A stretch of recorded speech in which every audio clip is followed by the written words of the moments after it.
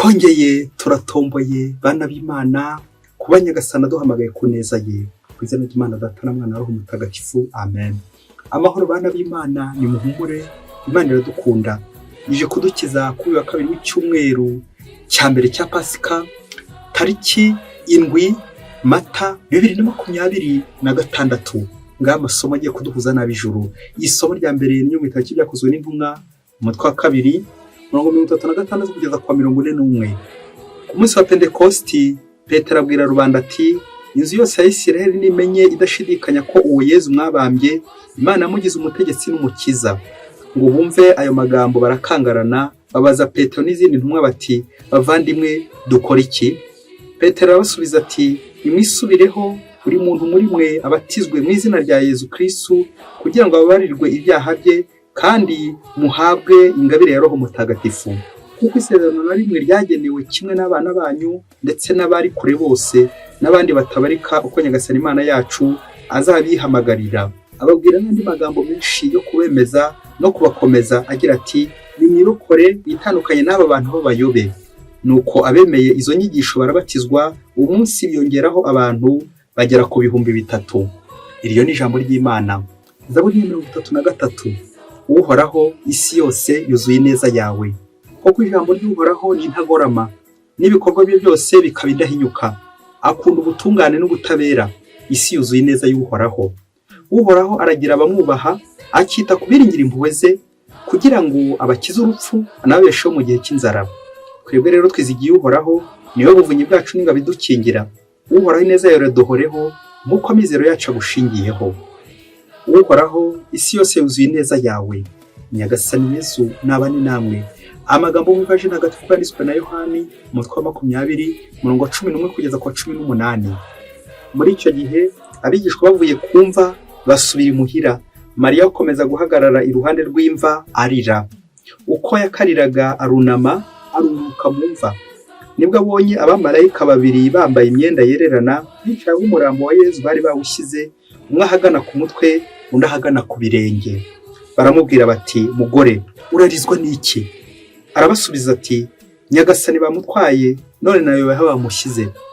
Akivuga ibyo arahindukira areba inyuma, maze abona Yezu ahagaze, ariko ntiyamenye ko ari Yezu. Yezu aramubwira ati, mugore urarizwa n'iki? Urashaka nde? Mariya akeka ko ari umunyabusitani, aramubwira ati, nyakubahwa, niba ari wowe wamutwaye, mbwira aho wamushyize maze mujyane. Yezu aramubwira ati, Mariya we. Undi arahindukira ahera ko mubwira mu gihe wera ati, Rabuni, ari byo kuvuga ngo mwigisha. Yezu ahita amubwira ati, ntushake kungumana kuko ntarazamuka njya kwa Data. Ahubwo genda usange abavandimwe banjye, maze ubabwire ko ngiye kwa Data ari we so, ku Mana yanjye ariyo Mana yanyu. Nuko Mariya Madalena ajya kubwira abigishwa ati, nabonye Nyagasani, nimwumve n'ibyo yambwiye. Iyo ni ivanjiri ntagatifu. Abayoboke b'Imana nimugira amahoro. Aha tugeze ni kuri buri munsi. Fungura buri munsi, ufungure buri munsi, ufungure abandi buri munsi, ijambo ry'Imana buri munsi, ineza y'Imana buri munsi. Kimwe mu kizakubwira ko wavuye ku Mana, n'abandi bazabibona, bazabona ko wavuye nyine. Uzereka abandi Imana wabonye, uzumvisha abandi Imana wumvise. Na niyo mpamvu natwe tuje hakuri buri munsi, tuje gushakashaka Imana. Nituyibona, ikimenyetso simusiga soko tuza kubivuga, ahubwo nuko tuza kubyerekana ubuhamya. Turi mu gihe cya Pasika, tugeze ku wa 2 w'icyumweru cya mbere cya Pasika. Turacyakomeza tuzirikana ubuhamya kuri Yezu Kristo wazutse. Abantu benshi dukunze kwigishwa bitewe n'ubuhamya. Ubuhamya twabonye, kuko sinari mpari Yezu apfa, sinari mpara nazuka, ahubwo bitewe n'ubuhamya bwe. Ubuhamya numvise ku bandi byatumye nanjye mumenya. Ese nawe niko bimeze? Umenye Kristo bitewe n'iki? Ese uranamuzi koko cyangwa ntumuzi? Yamvuga igira iti, umenye umuntu ari uko musangiye umufuka w'umunyu. Amen. Uzamenya Kristo ryari ari uko mubanye igihe kirekire, muziranye ukamumenya. Abantu benshi dukunze kumenyera Kristo la routine, kamenyero nyine tuzi n'ibyo yakoze byose turabizi, ntago nshaka kubivugira aha ngaha, ariko nakabaye muri babandi nabo bamenye Kristo. Nkirinda kumenyera Kristo nka mwene wabo, ahubwo nkamumenya nanjye. Ni kubw'iyo mpamvu rero amasomo turi kuzirikanaho nadufasha guhamya kuba abahamya. Ubuhamya bwanjye jyewe kuri Kristo nubuhe, atari ubw'abandi. Abandi baravuze, baravuze, wowe se niki wavuze, niki wabonye? Niboneye Nyagasani nanjye ubwanjye. Ubwo nibwo buhamya tukuye kuri Mariya Madalena wabonye Kristo, nuko akavuga ati nanjye niboneye Nyagasani. Nanjye nawe rero ingingo tujye kuzirikanaho ubuhamya bwanjye, kwibonera Kristo, guhura na Kristo, kwihurira na Kristo njye ubwanjye. Twahuriye hehe? Kwibonanira na Kristo. Hari imvugo igira iti utagera ibwami abeshywa byinshi. Nawe nanjye hari igihe twagiye tubwirwa iby'ibwami ku Mana, ariko ntitwigerereyo. Wasanga se barakubeshya. Akenshi iyo haje ibihuha n'ubundi kubera ko utigeye ku Mana urahungabana. Niyo mpamvu rero ushyira ibirindiro hasi, uhamye amaguru hasi, ureke Nyagasani akwiyereke, umubone, nibwo utazavuga ibihuha. Hari imvugo nanone igira iti umwana utaganiye na se ntamenya icyo sekuru yasize avuze. Kandi ngo utuma icyo badaherukanye ageraho akamubeshyera. Ni ngombwa ko twicara hamwe tukagera kuri Kristo, nibwo tuzavuga ibyo yatubwiye kandi tugakora ibyo yakoze, ibyo yatubwiye. Niboneye Kristo nanjye, ubuhamya bwanjye kuri Kristo nubuye. Amasomo agambiye gutwereka uburyo twagiye tubwirwa Kristo. Ariko se wowe hari icyo wamenye kuri we? Kumvise Petero mu isomo rya mbere barimo baratubwira abantu ikivunge cy'abantu. Ariko si uvuye mu kivunge, wowe umwihariko wawe na Nyagasani uwuhe? Kristo mwarahuye. Ibanga dufitanye na Kristo, y'intego remezo yacu, ibanga dufitanye na Kristo nta rindi nyine nuko yakubwiye, waramwiboneye. Ibanga afitanye na Kristo ni irihe? Turumva ubuhamya bwa Petero mu isomo rya mbere, ari imbere y'abakuru b'umuryango, ari imbere y'abategetsi bakomeye, we na ba 11 bagahamya Kristo wazutse.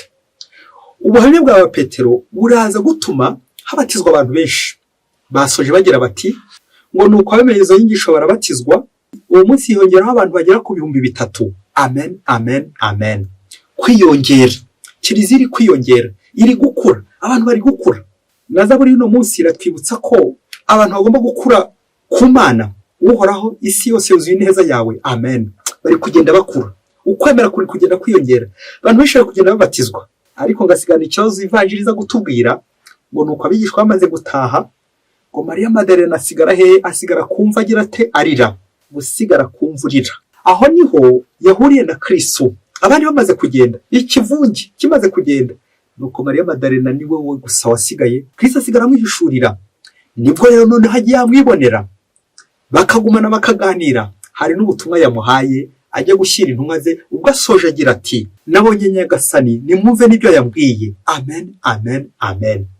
Aha niho ukwemera kwacu gushingiye. Ntabwo ubuzima bwacu ari ukujya mu ngoro y'Imana tugasenga mu Kiliziya, chapelle, insengero n'ahandi henshi cyane.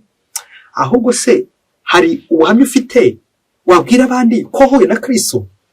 Uzumva abadogiteri benshi, meme n'abadogiteri muri za teolojiya, abize yigamana benshi cyane, ariko abenshi uzacungiza uzasanga bamwe ari n'abahakanyi. Kwanza bamwe ari abahakanyi. Uzabona abantu bazi kuvuga Imana cyane, uzasanga kenshi n'abahakanyi. Kubera iki? Ibikorwa by'ubuzima bwabo birahakana Imana. Kuba rero navugira Imana nkaba umuhanuzi n'undi ntago nyirizina biragaragaza ko nahuye na Kristo. Kuko ushobora kuba naravuze ibyo nsoma, nuko nyigisha ibyo numvise abandi bavuga, ariko njye ntarahura na Kristo. Ushobora kuba uri umukristo warabatijwe ugakomezwa imyaka ikaba myinshi cyane, ariko imyaka ikaba myinshi utarahura na Kristo. Ushobora no kuba wihaye Imana, aho muri mu mbabarire, warihaye Imana ugasezerana rimwe na kabiri, ukarundura, ariko utazi Kristo, ngo utarahura. Kandi byababa. Iyi niyo krize cyane benshi dufite, ko Kristo tumubonera mu kivunge, ariko nyirizina Kristo njyewe nawe twahuye. Ibanga ryanjye na Kristo ni irihe? Aho niho ruzingiye rero. Niba nta banga ufitanye na Kristo, nirinze gukubwira ko uhita utaha cyangwa uhita uvamo cyangwa uhita urekura, n'ubundi waviriyemo imbere nuko utabizi. Kuko nta banga ufitanye na Kristo, icyaguhuha cyose gishobora kuguhungabanya, kuko nta banga ufitanye na Kristo. Izuka rya Kristo rero ritwibutsa ko tugomba kugumana nka Mariya Madalena kugira ngo dukire kandi dukize abandi. Ibyo kandi bikaba buri munsi, ngo ubuhamya bwa buri munsi. Mubyeyi, kanya gato ngiye gukubwira inkuru, ariko ufunga amadirishya yawe, kuko hagiye gutambuka nyirimo ibanga uza kujyana na Kristo nawe. Kandi ntuze gushavuzwa cyane n'uburyo ngiye gukubwira iyi nkuru uko yabaye, ninjya n'amagambo nsitaraho sinyavuge neza uko bikwiye cyangwa nkavuga amagambo wumva aza gukubabaza, wihangane, hari icyo biza gukubwira nk'ibanga nawe ufitanye na Kristo. Umunsi umwe hirya kure cyane muri Afurika, Trello, ngo umubikira ngo yitwaga Maria Madalena. Nuko umubikira ngo yakundaga gushengerera bikomeye cyane, ariko bya bindi byo kwa nyine nta mwiza buzinenge ngo nanyira nkuko agira amabinga. Aho umubikira agahora abwira abandi uti mwebwe mujya musinzira muri imbere y'isakaramento, guki musinzira. Yiyemera ku bandi ko badashobora gusinzirira n'imbere y'isakaramento, kandi ko akunda gushengerera. Abandi bakabyakira nyine ati ni ntenye tuba twagize iyo dusenga tugasinzira, ni ntenye tuba dufite. Ariko umubikira ntabyumve. Ngo ku munsi umwe ari gushengerera, agiye kubona, ntabwo yamenye uko byagenze, agiye kubona yumva agatotsi kamutwaye, ari kurota.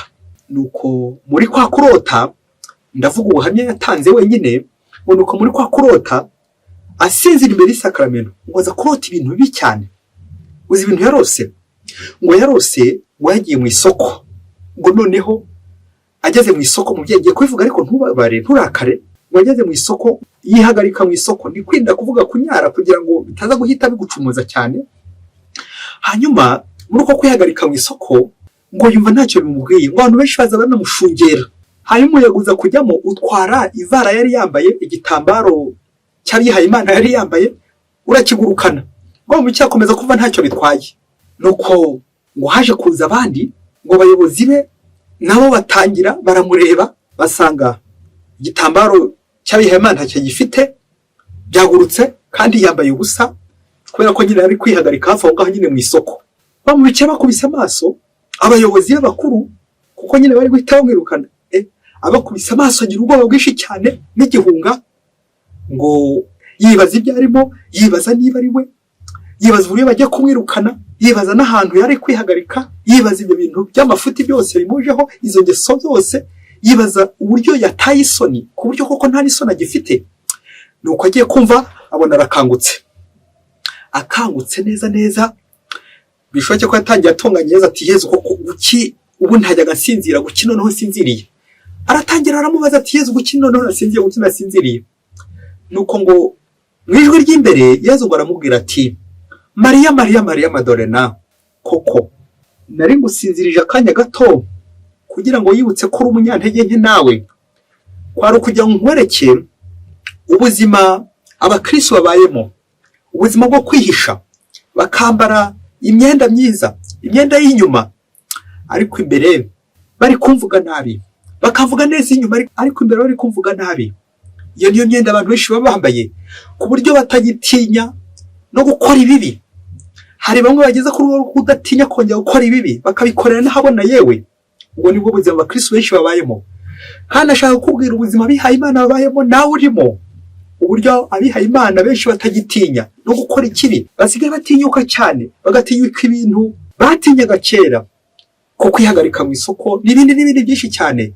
Ngizo za vara ziguruka, ntihagire n'icyo bikubwira, ariko ngo bagatinya iki? Abashefu, abayobozi, abakuru, kugira ngo bataza kugira icyo babatwara. Uko niko ubuzima buhagaze, uko niko abantu benshi babayeho, bihaye Imana n'abashinzi ngo bose umwe ari kuryajya undi n'akabeshya undi. Nguko uko nawe nagusenjeye kugira ngo utambuke kuri ibyo byose, urebe aho ubuzima bwawe buhagaze, urebe uko umeze. Ayo niyo magambo Maria Madalena yagiye yumva, Yezu ari kugenda amubwira wisaka mu yukarisi, ari kugenda amubwira. Nuko Maria Madalena wa mubikira uko biri kose yakangutse, arebye ku musatsi we koko yumva yabara ikiriho, kandi yikabakabye neza hose, asanga ko atigeze ajya kwihagarika.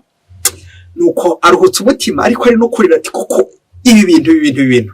Nibwo nyine bishoboke ko yaje kongera kwisubiraho, yisubiramo, abona ibyo byose, iyo miyaga yose yatumye atakaza, ibyo byose yarayihishemo, ndetse n'ibyo by'urukozasoni byose kwihagarika aho hantu hadakwiye byose. Yarangije kurira, asezera kuri Yezu ati Yezu urakoze, ukomeze ungirire neza buri munsi. Amen. Wewe cyaba Imana, Yezu Kristo akuzwe. Nyagasani aramutse akwihishuriye, wamererwa gute? Reka dusoreze ku bintu 4 biza kugufasha kumva neza Kristo uzaga kwihishurira, kugira ngo ukomeze kujyana ibanga na Kristo. Iyo wagiye gushengerera ugasinzira cyangwa ukarangara. Abantu benshi bibwira ko ari ugusinzira cyangwa kurangara byajemo. Yego hari n'ufite ibitotsi, nanjye kuvuga byamubayeho karanda agenda asinzira nabyo nk'ikimenyetso cya sekibi, ariko buri gihe ibitotsi mu gushengerera ntabwo ari ikimenyetso cya sekibi. Hari n'igihe bimera nka kwa kundi muganga mu gukiza umurwayi abanza kumutera ikinya, wa murwayi agasinzira. Uko niko no mu ishengero ushobora gusinzira akanya gato, cyangwa no mu buzima ugasinzira gatoya. Nyagasani agira ngo kwiyereke ni ubundi buryo nabwo Yesu ashobora kukwereka uri mu nzozi, uri mu bitotsi, akakubwira ati dore ibyo abantu barimo, abantu barasinziriye, dore ibyo abantu bari gukora bitari byiza, dore ibyo urimo nawe, padiri, masere, frere, hari ahantu wihisha, hari ahantu uri kwihishira. Yesu ari gukubona, hari amabanga ashaka gukubitsa, ariko arasanga umutima wawe uri kure ye. Gerageza. Ibyo nibyo bitotsi byitwa ibitotsi nyine byo gukizwa, therapeutic. Ibitotsi bikiza, inzozi zikiza, ukaza kurota, ukarota uri kumwe na Nyagasani. N'igihe uryamye ukumva ko Nyagasani agakomeza kugenda akubwira uko ugomba kugenza, uko ubuzima bwawe ugomba kugenda. Ntugasuzugure inzozi wa mubyeyi we, ujye uziha gusa igisobanuro gikwiye gihuye n'ubuzima bwawe. Amabanga y'Imana, urushaho kumenya Imana no mu nzozi urushaho guhamenyera Imana. Icya kabiri twazirikana ni ubuzima bwo kureremba. Abantu benshi barimo abagabo bareremba mu rugo rwabo, abagore bareremba mu rugo rwabo, abana bareremba mu rugo rwabo, n'abihaye Imana, ku buryo tuba twambaye imyenda myiza ya liturujia, twambaye amakanzu y'imyeru, twambaye amavara, byose byiza cyane, ariko inyuma ugasanga nyine ari ivara riri kwigendera, ugasanga ari nk'ikanzu iri kwigendera, naho umuntu yagiye kera ikanzu ikaba imanitse, ivara ikaba iriho, ariko wa muntu wari yambaye yaragiye kera. Ubwo ubukristo bwacu aho bugeze, duherutse tubatizwa, benshi turakomezwa, abandi duhaga amasakaramentu menshi, ariko wasanga utagihari, wasanga ukireremba. Yesu nawe aje gukubwira nka Mariya ati ubuzima bwo kwishushanya turaburambiwe. Nawe ni nkaho nyine bishoke ko nyine wakora ibintu biri mu isoko, aho bakureba noneho wasanga ariho bigeze, utagitinya Imana, ntutinya n'abantu. Icya gatatu twazirikana ni inyigisho twakira. Abantu benshi twakira inyigisho tukagira ubwenge, tukagira ubuhanga, abadogiteri muri teolojiya n'abandi benshi biga Imana bakagwira, bari benshi cyane, ariko izo nyigisho zikaduhindura umutwe, ariko umutima w'ukinangiye. Izo nyigisho zikaduhindura tukaba abanyabwenge, tukagira amafaranga menshi, ariko tugakomeza dukena iby'ijuru, ntitumenye Imana, ntitubone Imana uko bikwiye. Umutima urabuze. Niyo mpamvu Nyagasani akomeza kugenda kwereka ati ngwino tuganire mu isakamento y'Ukarisiya, mu gushengera ati ngwino niboneye Nyagasani, nimuze mumve n'ibyo yambwiye.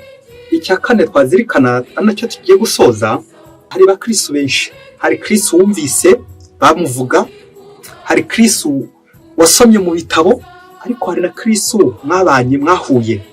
Uzi kumutandukanya? Uwo Kristo muhura ni wa wundi bazakubwira bati Kristo ntiyabayeho, Kristo mutuke, ibyo ari kugukorera si byiza, dore yaragutereranye, ntabwo ariho. Wowe rero kubera kuzi ko mwahuye, ntabwo uzigera umutakaza, ntabwo uzigera ubyemera, uzamukomeraho umunambeho kubera ibanga ufitanye nawe. Iryo banga ko kantu mubyeyi, ibanga afitanye na Kristo rituma niyo haboneka abahakanyi benshi bamwihakana, ko ngewe nzi ibanga dufitanye, aho yanguye, ibyo yankoreye ndamuzi, naramubonye ndamuzi, ntawambeshya, ntabwo nshobora kuyoba, ntabwo nshobora gutana, kuko nzi ko Kristo naramwiboneye, ndamuzi. Uko Mariya Magdalena nawe mubona ati niboneye Nyagasani, muze mumve n'ibyo yambwiye.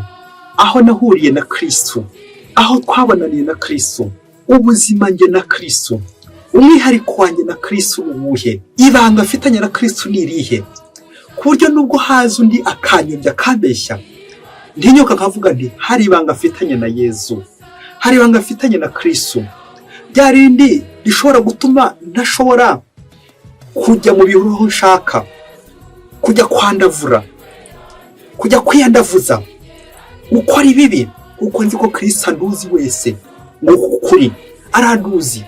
Ngomba gukoresha ukuri ahantu hose, kuko Kristo hari ibanga dufitanye, ukuri, kuvugisha ukuri kubana na Kristo, kuko Kristo ni inzira, ukuri n'ubugingo. Amen, amen, amen. Mwese Imana ibahe umugisha. Imana Data na Mwana na Roho Mutagatifu. Amen. Padiri Masumbuko Ladislas wa Diyosezi ya Cyangugu.